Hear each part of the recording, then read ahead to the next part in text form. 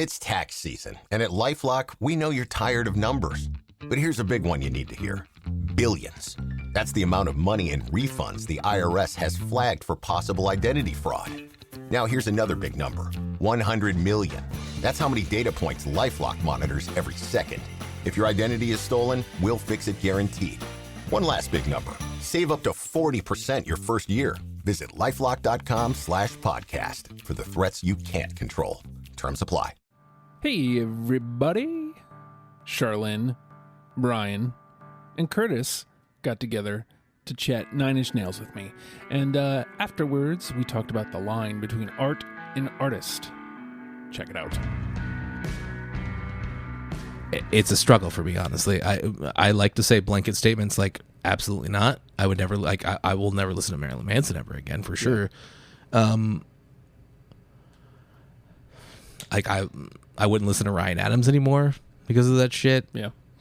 But then there's some artists where it's like David Bowie, who gets accused of, underage women back in the day, and there's not really anything major confirmed or anything like that. But like, there are people that won't listen to him anymore because of that shit. For me, it's like it's an uncomfortable place for me to be in. To go, I still love David Bowie though. Like I really do. So if I don't know, if he was like if he was a monster, for sure I wouldn't listen to him anymore. Like, or somebody like Danzig, who completely turns me off, or Morrissey. I used to love the Smiths. I still technically love the Smiths, but I'll never listen to him anymore because I hate the person Morrissey is. I just think he's a bad person. Same with Danzig. He's just a fucking asshole. He's always been an asshole, but like now he's just even worse. And then his music sucks. Yes. So Pooped him. he just made the same fucking record over and over again. So it wasn't hard for me to dismiss it. If the art's really good, it's harder for me to separate it. But or it's easier for me to separate, I guess I should say. But if the art's slipping and their mind slipping, then it's easy for me to cut it out. But it's a complicated thing. It very much is. Charlynn, it sounds like if this does go the way it looks with Muse, like that would be a line for you. Is there another line for you that you see that you'd be like, okay, I'm out? For Muse or anybody? Yeah, for anybody. Just, and this, we don't have to limit it to music. It's just, that's why we're here. So. Yeah, man, it varies a lot. Like, I used to love Bill Cosby. Yeah. And now there's no way in hell you could get me to watch The Cosby Show anymore because that legacy is so tainted that it does not mean the same thing anymore. Yeah. Same with Harry Potter. Mm-hmm. Yeah. I loved those books and I loved those movies when they were coming out, but now I'm never going to go back and watch any of that or read any of it. Louis C.K. Again. J.K. Rowling, you F that up. Yeah.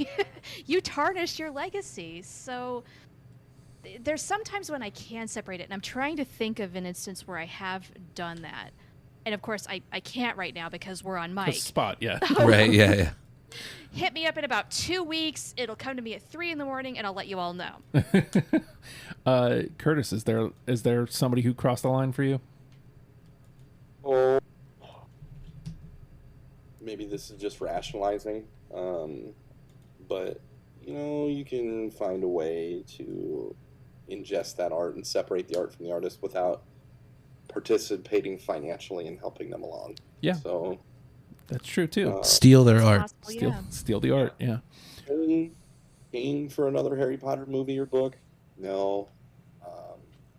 Rereading the ones that I have here, I probably am going to do that again. So maybe that's mealy-mouthed or not having, the scruples to do something like that. I don't know. I think I'm not contributing to Michael Jackson hurting people by listening to Michael Jackson right now, right? Yeah, that's true. So it's how do my actions affect something, or is it the principle of it is kind of where that's kind of where my mind is. You know what I mean? Yeah. Mm-hmm. To your point, Bryan, you brought up Louis C.K. That was a tough one. I love Louis, man. Like, I felt like he was a right on guy, and then you find out, man, and then like So what he did was awful. And the obviously. way he fucking handled it was even That's worse. the thing. That's what turned me off, because Yeah. like that shit. If you go, hey man, I was a fucking disgusting person. I'm so sorry. I want to make the world a safer place now. What can I do? Maybe I would have been like, you know what, I'll still watch his specials or whatever. But like the way he was like, and then he made that movie that didn't come out that was like based around Woody Allen, and it was like him and his daughter, like a young girl, and like Woody Allen's a fucking pervert too. Like he used to date like two twin 14-year-olds back in the day. Like he's a sex pervert. Like he's a fucking maniac. So like Just he got real cringe real quick with Louis C.K. Like once we found out he was a monster, he was like, yeah, fuck it. Yeah. Well, he had that seemingly earnest apology, like off the jump, like when allegations first came out. Yeah.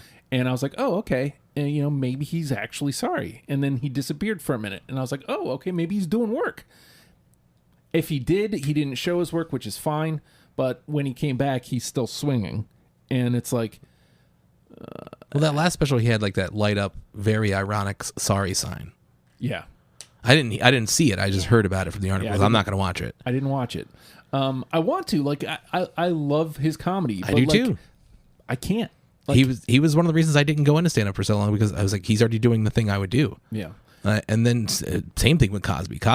I can never take Cosby's influence out of me, no matter how hard I try. Yeah. He is so influential to me as a storyteller and as a comedian, and I can never support him again. But I would be lying if I didn't say that there's moments I'm like that. That's fucking Cosby, like that. Like the way I wrote that joke or the way I delivered it, that I got that from Cosby. Man, it's unfortunate. And there you have it. A brief discussion about the art versus the artist. There's more on that if you were enjoying that conversation. It's After the Fact number 122, and you can get that by going to patreon.com/oh hi Justin. $1 gets you behind the door, and there you have it. Content is yours. And I would probably act fast on that, because that might...